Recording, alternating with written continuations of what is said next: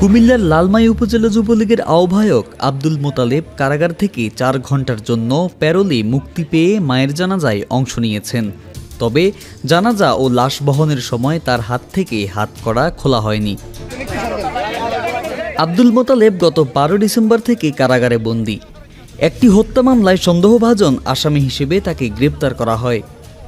মায়ের মৃত্যুতে পরিবারের আবেদনের ভিত্তিতে সোমবার 4 ঘন্টার জন্য প্যারোলে মুক্তি পান তিনি।